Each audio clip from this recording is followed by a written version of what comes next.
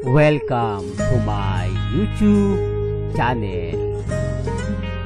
Kung bago ka lang sa channel na to at true-blooded Aldab Nation ka, tama po ang channel na pinuntahan mo. Kaya considering na po kitang bagong subscriber. At huwag mong kalimutan pindutin yung bell para lagi po kang updated sa bagong video na ilalabas ko. Salamat po sa iyong pag-click sa channel na to. Welcome back mga kaaldab. Ito na naman po ang inyong lingkod, si Mr. Destiny. At magbibigay tayo ng pinakamagandang update po ngayon sa social media. Alam nyo po ba mga kaaldab na binabaha po tayo ng question? Mr. Destiny, bakit ayaw mong sagutin itong kumakalat patungkol nga po kay Congressman Arjo at si Alden Richards na nagkita nga po raw sa kasal ni na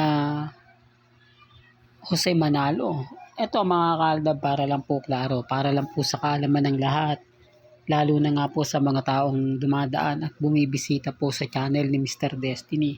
Wala pong agrumento na ganyan. Di po ba? Wala pong mga pahayag na nagkausap. May mga bagay-bagay po na sensitibo yung bagay na ganyan. Itong mga kumakalat na to, inedit lang po yan. Di po ba? Alam naman natin na naandun na po si Mengay at si Alden. Alam naman po natin na yung dalawa talagang totoong real life magkasama o real life couple. Pansin nyo mga kaaldab, pinaliwanag ko na po ito na si Mengay pupunta lang dyan kapag ka nandyan si Alden. Ibig kong sabihin, may mga bagay-bagay po na naandyan si Alden at naandyan din po si Mengay. Gaya nga po ng ibang bansa. Hindi po ba pag na sa ibang bansa si Mengay, nandun din si Alden, tapos magpapakita naman si Maine, halatang may issue na kailangan magpakita ni Mengay o ni Congressman Arjo para lang makumbinse yung mga bagay-bagay na mahirap nga po talagang ipaliwanag. Di po ba? At doon nga po sa issue kay Enchong D, hindi naman po ako namimilit. Remind ko lang po sa inyo. Di po ba? Kaya nga sabi sa inyo, may mga bagay-bagay na ginagamit lang po talaga si Mengay at si Alden Richards para sa sarswela nga po. Tignan na lang natin ang magiging senaryo. Marami kasi nagsasabi, tapos na raw tayo pagdating ng 2025. Alam nyo po ba na 5 years ko na pong naririnig yan?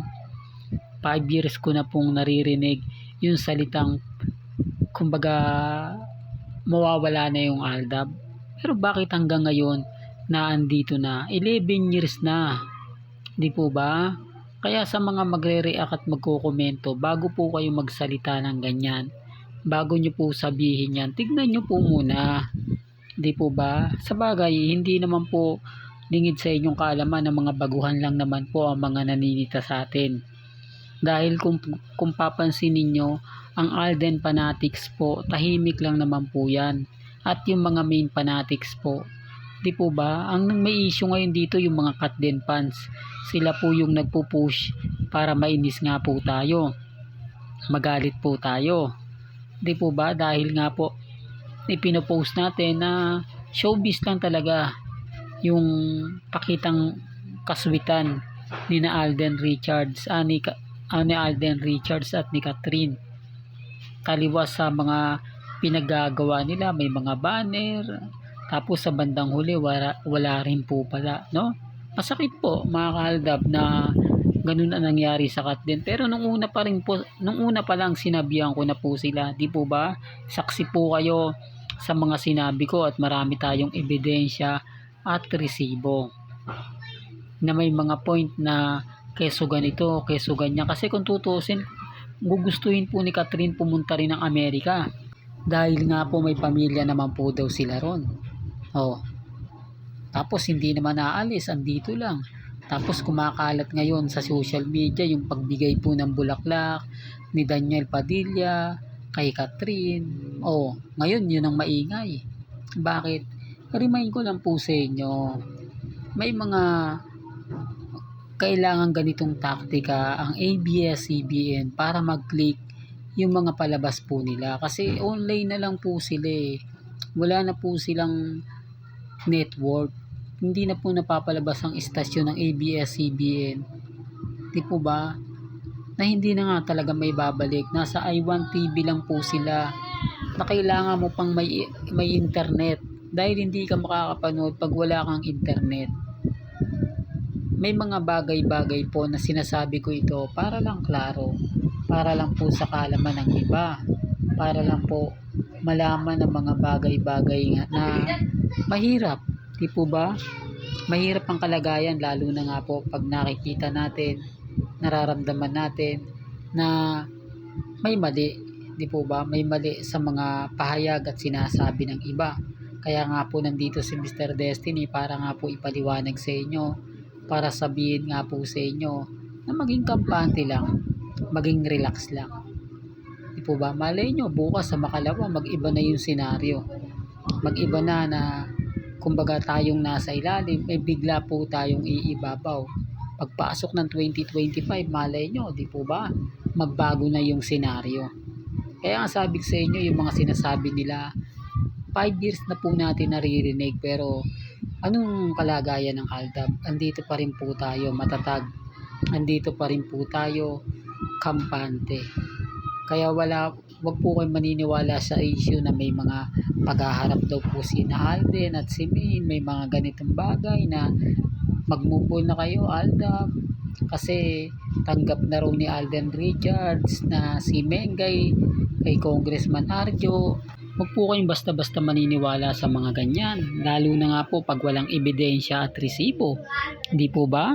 Alam nyo naman po, kumbaga, ito, sabi ko nga po sa inyo, tignan nyo po muna bago kayo mag-react. Remind ko lang po yung mga galit na galit sa channel ko, yung mga inis na inis. Talagang mainis na po kayo kasi patuloy po ako magbibigay ng update. Hindi po ako babaliktad, never po ako magpapatinag at never po ako magpapa-apekto. Lalo na nga po sa mga taong inis na inis at galit na galit kay Mr. Destiny. Di po ba? O ang dami po nilang reaksyon, komento, na keso ganito, keso ganon, etc. Sabi ko dun sa mga nagpapakalat ng mga impormasyon na hindi maganda kapag ako nagre-reply o nagre-react, apektado po sila. Kasi nga po mga Kaldab, nababasag ko sila. Yan po yung kagandahan kapag ka-updated po kayo sa channel ni Mr. Destiny. Alam po ninyo na itong mga ganitong bagay, ine-edit lang at gawa-gawa lang. Kasi madali lang po makakuha ng video kung meron man. Halos karamihan naman po na naandyan, legit dabber cards. Halos karamihan naman po dyan, mga fans ng Eat Bulaga.